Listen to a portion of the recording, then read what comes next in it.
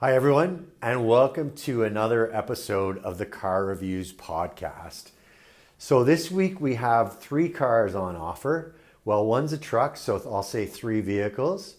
We're going to present them in this order. There's a 1954 Chevrolet 1300 5-window pickup truck with a 3-speed manual. A nice restored piece, and that is lot 201 on CollectorCarCanada.CA. Next, we're going to talk about a 2002 Mercedes-Benz CLK 430 Cabriolet, and that is lot 203 on CollectorCarCanada.CA. And the third vehicle you're going to see reviewed today is a 1950 Ford Prefect, also with a 3-speed manual, shifted on the floor, and that is lot 202 on CollectorCarCanada.CA. So just a few words about each one. Before I get into that, I want to also remind you to like, share, and subscribe to this video, or to our channel rather. If you subscribe, you're not going to miss out on any of the neat cars we have coming in future weeks, and we do have some neat stuff on its way. Be the first to know by subscribing to the channel. It'll also get you notifications for our Collector Car Stories podcast, also available on the channel with a new episode every week. So on the truck, 1954 Chevrolet 1300 5-window half-ton pickup truck with rear-wheel drive and a 3-speed manual transmission. The 3-speed manual is shifted the old-fashioned way. It's a 3 on the tree, so the shifter is on the steering column and the shifting's done from there. You can see some demonstrations of it being driven on the detailed listing. Again, it's lot 201 at CollectorCarCanada.CA. The really neat thing about this truck for me is that it's a 1300. I expect to see these trucks being branded as 3100s. Well, I learned a little something from the owner. The 3100s were built in the USA for the US market. 1300s were built in Oshawa, so they're for Canadian market only. This particular truck has some history in Chapleau, Ontario, which is north of Sault Ste. Marie. So the owner speculates that it might have some history as a logging truck. So nice restoration, exhaustive mechanical restoration, which concluded in 2019. Really well documented. There were so many documents in the 3-ring binder that the owner kept that we did a little video of us leafing through the pages. So please take a look. Again, lot 201. Next, you're going to see the 2002 Mercedes CLK 430 Cabriolet. It's lot 203 on CollectorCarCanada.CA. And so yeah, that's a neat modern Mercedes. It shows the period look for Mercedes with the 4 headlights surrounding the grille. There are also fog lights down below.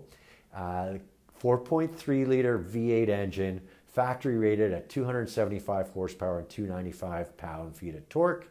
It was safetied as recently as last year and had new brakes done at the time.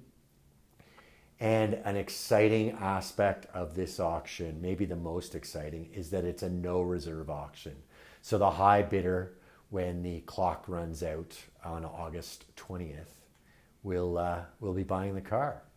Lastly, this one's kind of neat in that the owner of the 1950 Ford Prefect, which is lot 202 on CollectorCarCanada.CA, the owner is donating all the proceeds from the sale to the British Saloon Car Club of Canada.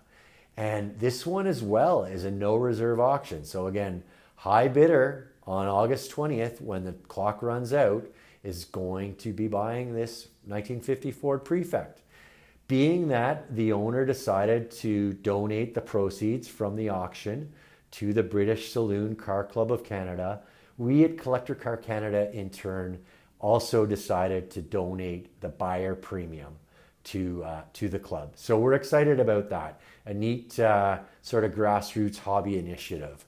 On the car, the The owners had it for 9 years, and it's undergone an exhaustive mechanical restoration as well. Very good documentation of it, as well as extensive, not only owner's manuals, but also service and repair manuals. So the body and paint did not require restoration when the current owner picked it up in 2015. That's because a prior owner up in Eastern Ontario used it to promote his business in parades. So it always looked tip top, and the current seller has gone to town mechanically on it. So 1950 Ford Prefect as lot 202 on CollectorCarCanada.CA. Thanks for watching our car reviews podcast video today. Here come the cars. Hi everyone, and welcome to another episode of the Car Reviews podcast on CollectorCarCanada.CA. Just a reminder that we also have the Collector Car Stories podcast, where every week we talk to a fellow enthusiast, hear about his or her cars, the fun they have with them, and hear some of their tall tales from car enthusiasm. So do take a look at that. There's a podcasts menu item on every page of our website. You'll find it on the top right if you're on a computer, and it's in the first menu toward the bottom of it if you're on a phone or tablet. Today on the Car Reviews podcast, we're here to talk about CollectorCarCanada.CA lot 202. It's a 1954 Chevrolet pickup truck, and it's a really neat number. We'll get a little closer up to it so you can see it up close, but it really is a solid truck, and nice bright orange as well, finished with some black trim. So this truck is a straight six. It's got its original powertrain, 235 cubic inch, straight six for the engine. The transmission is an old-time 3 on the tree, so manual transmission shifted here on the column and driving the rear wheels. So that's a little talk about the powertrain. I'll switch the camera and we'll take a close look under hood. So we'll start at the business end of the truck, the 1954 Chev. There are 2 hood releases for the hood, but they're both outside the truck, so nothing in the driver's area, in the cockpit. So I'm not sure if the camera can see me releasing that or not, but it's amazingly easy to open up this hood. So there's the one release, and then another, which is a little more like we see in modern cars than the second one. And away it goes, and those hinges keep the engine up, or the hood up rather.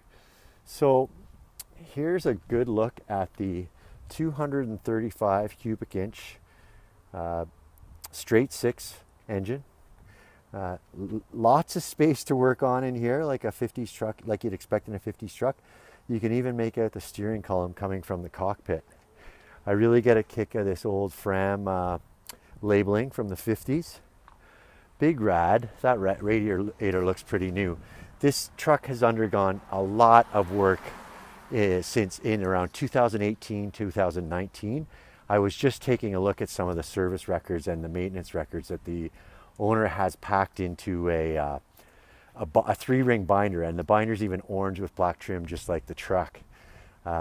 So do take a look at that to get a sense of the maintenance and the rebuilds that have been done on this truck. So we can see here we got 6 cylinders here, all in line, and 6 plugs with 6 ignition cables. Everything looks nice, new, and presentable.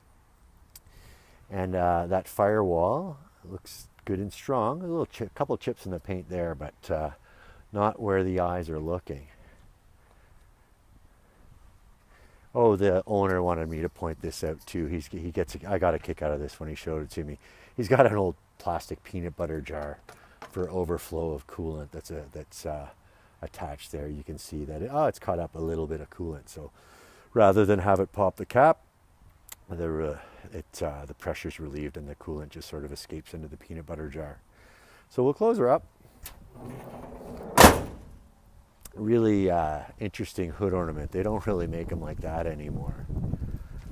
So we'll get a look at the truck here. Maybe we'll do a little circle around the truck, talk a little more about the exterior. So the It's got original style wheel covers, hubcaps there. Maybe we call them half moon style with the chrome finish and the Chevy logo in each one of them. They're almost like a mirror, they're so bright. Really neat, interesting part of this truck. I've only called it a pickup so far, but we can see here Chevrolet 1300. Keen observers of GM trucks will probably know of the Chev 3100, and frankly I was a little confused when the owner told me he had a Chevy 1300. He has enlightened me. The 1300 denotes Canadian market trucks. So this car was built in Oshawa, and it's been in Ontario almost its entire being. A lot of the history of the truck is in Chapleau, Ontario, according to the owner, and that's up near Sault Ste. Marie Way. So he speculates that it might have been put to work in logging camps up that way. Two-wheel drive only though, so rear-wheel drive. It's not a four-wheel drive truck. But yeah, just taking a look at some of the appointments. I really like that grille, and we'll call it a light bush bar. I don't think this truck's doing any off-roading.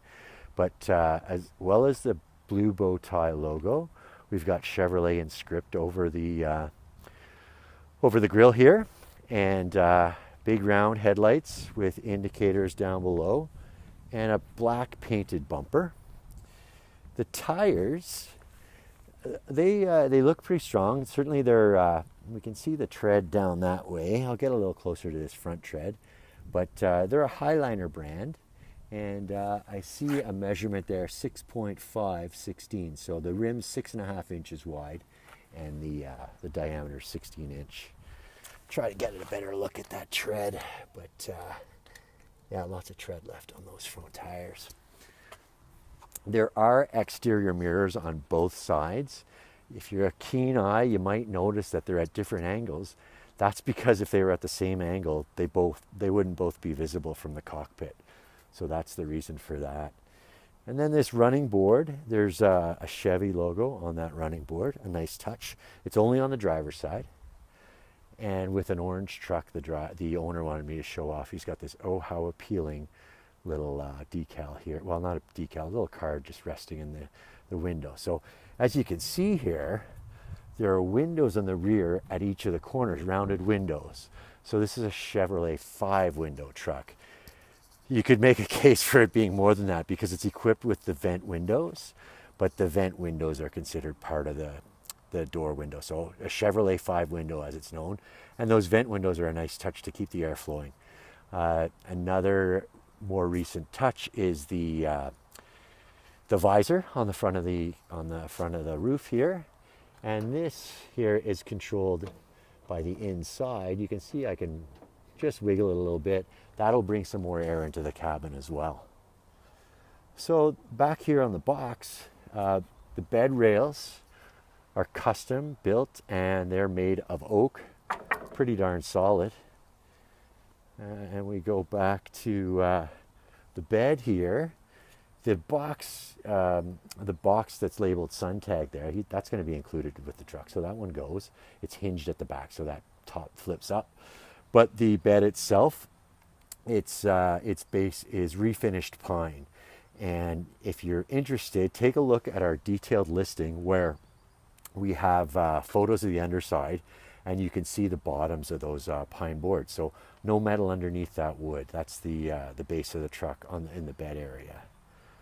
But when you look closely here, even those bolts look nice and new. The bolts and washers look nice and new. So very little use since installation. Nice Chevrolet logo on the back of the tailgate. Black bumper matching the front one. A single exhaust exit with a nice chrome look tip. And of course, to open the box, these get released. I might as well demo it. It's nice and easy. I've been around some of these older trucks where things get rusty and stiff, but this one's pretty easy. Easier with two hands, but I've got one hand holding the camera here. You release that, and the tailgate's open and resting on the bumper. So I'll just leave it at that. We do have a video of the truck reversing out of the owner's garage. I saw the brake lights work, and I saw the reverse lights. We also have some driving videos of the car from a trailing car, from a chase car, and you can see the indicators and brake lights in action. So a lot like the other side here on the passenger side. Nice clean gas cap and gas fill up area, filler neck. And just we'll cruise around the rest of the truck here, and we'll take a look on the inside at the cockpit. Solid doors, easy releases with the latches. I'll demo these windows so that nice and easy to use that vent window. And same for the manual crank window. Very easy up and down. I'd say rivaling some power windows actually. Maybe that's an exaggeration, but better than the crank windows on normal vehicles, I would say. So a nice big 3-spoke steering wheel with the Chevy logo in the center. One thing I noticed when we were out for a drive is that the speedometer is not currently connected. I asked the owner about that, and he says he has a cable that just needs to be connected for that to function. You can see the 3 pedals there, being that this is a 3 on the tree car. There's a brake release for the brake that's down there on the floor. And an upgrade on this truck, I did mention the indicators in the rear. It would not have had indicators from the factory. So you can see this looks a little shinier and chromier than stock, and that's because these turn signals were added later. Nice solid bench. Solid might not be the right word. It's nice and foamy and soft, but enough support, certainly forward to back. You're not going to be doing heavy cornering in this truck, I don't think, so the lateral support's less of a consideration than it would be for, say, a Ferrari. 2 belts in the front, so another non-stock item. This truck would have been built without seat belts, and the 2 lap belts, sort of like an airplane style, are an aftermarket add-on. A couple other things I noticed on the passenger side we'll go take a look at as we can admire the 5-window formation. Those rounded pieces of glass are pretty cool. You don't see those in modern trucks. But over here on the driver's side, I wanted to point out there is a tiny crack here in the vent window on the passenger side. And I figured I'd also show you the glove compartment. While we're at it, I can show you there's just a compass installed there, so that'll stay with the truck. And this is actually an ashtray here. You push down below to open it up. Neat Chevy logo there, and that's a choke right next to the ignition. But the glove box, I just wanted to show you too that to get the glove box to close, you need to be pressing this button and it'll release. You don't press the button, it won't lock into place, so you just press the latch to get it to lock into place. There's a dome light right up there, and another add-on. It's funny the modern things we have in cars today we might take for granted. No sun visors in this car, either outside or inside, or in this truck when it was built. So you can see that the owners installed a sun visor for the driver's side in addition to the exterior visor. So that concludes our look at the 1954 Chevrolet 1300 half-ton pickup truck built in Oshawa. Always fun to mention that when we're on Collector Car Canada. It's going to be lot number 202 on CollectorCarCanada.CA. So please take a look at the detailed listing. You're going to see lots of photos there. I think we're probably up around 200. And as well, several videos, both driving videos and walk around, and all kinds of documentation from restoring and maintenance. Mostly fresh from 2018 and 2019. So again, CollectorCarCanada.CA, lot 202. Please take a look at the listing, and don't forget our Collector Car Stories podcast. Thanks for watching, everyone. Hi, everyone, and welcome to another episode of the Car Reviews podcast. Today, we're going to talk about a 2002 Mercedes-Benz CLK 430 Cabriolet with AMG appearance package. Before we get into the car review, I just want to remind you that we also have the Collector Car Stories podcast, where we talk to an enthusiast once a week hear about fun he or she is having with cars, the cars they have, and hear some of their fun car stories. So all of our podcasts are linked on the website. There's a dedicated podcast page on a computer, top right menu item. On a phone or tablet, it's towards the bottom of the first menu. You'll see podcasts there. So please take a look at the CCS podcasts. On to this car review podcast for the 02 Mercedes CLK 430 Cabrio with AMG appearance package. It is lot 203 on CollectorCarCanada.CA, and an exciting facet of this auction is it is a no reserve auction. The high bidder, when the clock runs out on Tuesday the 20th, will be buying the car. No hanging around to wonder about whether or not the reserve's been met. Our normal overtime processes will be in place, whereby if a bid is made with a minute 30 or less remaining in the auction, the clock will reset to 1 minute 30. So no sniping here. There's no point waiting till the last second and risking that your server doesn't hear your bid.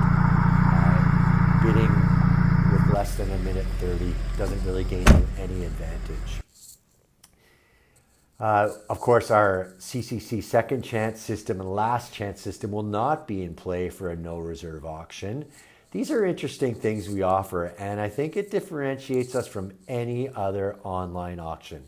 You can take a look at those on the How It Works page, also a menu item on the website. So getting to the Mercedes, an 02. The sellers purchased this car in 2023. It was safety then. A sad story is that the owner who bought it then passed away. So it's been left to his widow, and their daughter is handling the sale. So the car comes with a power top. Under the hood, there's a 4.3 liter V8. It was factory rated at 275 horsepower with 295 pound-feet. So lots of power, and with the V8 engine and in a Mercedes, it's a cruiser. Not really a screamer off the line, it's a cruiser. So the 5-speed automatic transmission gets all that power to the rear wheels only, so rear wheel drive. And with the top down, you're looking at an exhilarating open air driving experience. We do have a Carfax report linked on our website, again at lot 203 on CollectorCarCanada.CA. There was a claim 16 years ago, so 2008, and it was under $3,500, so pretty minimal. But I did want to mention that. You can take a look at the entire Carfax report on the listing. The car is finished in silver, and that's over a gray interior, and it's also got contrasting black inserts on the seats. So leather seats, primarily gray with black inserts, great black leather inserts at all four corners. Rear seat, 2 passengers only, 2 seat belts in the rear. So with the AMG appearance, you get the monoblock wheels, which are really a sought-after item and hold value on the secondary market in and of themselves. You also see the skirts on the side and a rear apron. So those monoblocks are 17 inches in diameter, and underneath those sharp wheels with the AMG inscription, there's an ABS system and electronic stability control. On the inside, there's also an upgraded Kenwood AM/FM CD player. There are quad headlights, which really were a trademark item, a signature item for Mercedes of the period. So they really differentiate the car from anything else that's out there. In addition to the quad lights surrounding the grille, there are fog lights down below, and a really nice appointment on the exterior also is the 3-pointed star hood ornament, denoting the car as a Mercedes. Now the car does come with some flaws. We do set all of those out both in writing and with photos. And before the keyboard jockeys get too excited, let's keep in mind that, as well as disclosing them, that this is a no reserve auction. Another nice inclusion with the auction, there's a Mercedes-Benz logoed car cover, and that's shown in the trunk of the car in our photo gallery. And you'll also see there's a 5th AMG wheel. Mind you, it's marked, but that's that houses the spare tire, and that's in the trunk in our photos. So again, it's a 2002 Mercedes-Benz CLK 430 Cabriolet with the AMG appearance package. It is lot 203 on CollectorCarCanada.CA, and again, a no reserve auction. High bid when this auction closes August 20th is going to buy the car. Thank you very much for watching, and we'll see you next time. Good luck, bidders. Hi, everyone, and welcome to another episode of the Car Reviews podcast on CollectorCarCanada.CA. Another special unit today. We have a 1950 Ford Prefect, which is special in itself. We don't see too many Prefects on the road anymore. But a special item about this is that the proceeds are being donated to the British Saloon Car Club of Canada. So as I say, the owner has graciously offered to donate the proceeds from this no reserve auction to the British Saloon Car Club of Canada. And in turn, Collector Car Canada is also donating the buyer premium to the British Saloon Car Club of Canada. So a neat car, a no reserve car, so that adds to the excitement, and a worthy cause for this one. So what we'll do, this one's going to be lot 201 on CollectorCarCanada.CA. So please watch for it. You'll find our normal detailed listing with paragraph form description, lots of photos, lots of videos. So we'll start this one up and take a little tour of the 1950 Ford Prefect with a 1.17 liter inline 4-cylinder engine and 3-speed manual transmission shifted on the floor.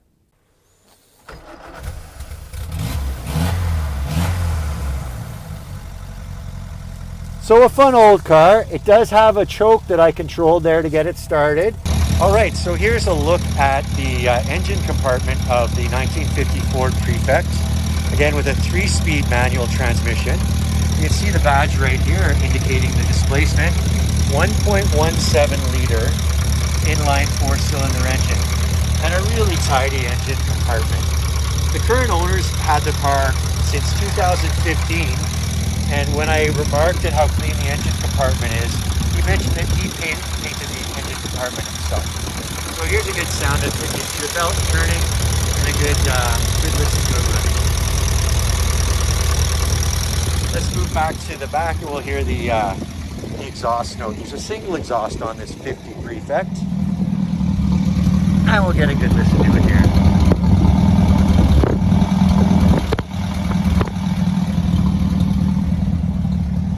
So now I'll shut the engine off and we'll do a little tour of the car.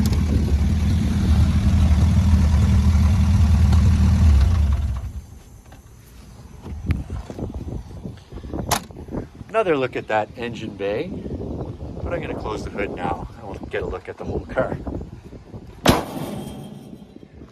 Pretty neat hood ornament and a nice one. So we'll just give it a little walk around here. I'm in the shade and the car's partly in the sun, so the lighting's a bit of a challenge. I think I pointed out that 1.7 liter badge to indicate the displacement of the engine. But a nice presentation of this car. We're pretty sure that white is not the original color of the car, but the white finish is quite presentable, and there's a blue pinstripe along the side of the car, which sort of makes things pop a little better. And the owner speculates that the vinyl roof might have been related to the shortage of steel and metal at the end of the World War II. This being a 1950 model. So it would have been built about 4 to 4.5 years after the end of the war. So a neat set of Firestone tires on this car, definitely period correct. And they went on as new items in 2015 when the restoration was completed. The owner estimates he's driven about 10 miles since that time. However, we drove it over to this school today. That was probably another 600 meters, so maybe we'll say 10.3 miles. Neat grill to feed that 1.17 liter inline 4. And you see this hood ornament, it's actually sideways. That's also the hood release for the car. So I'll turn that back to the way it's intended.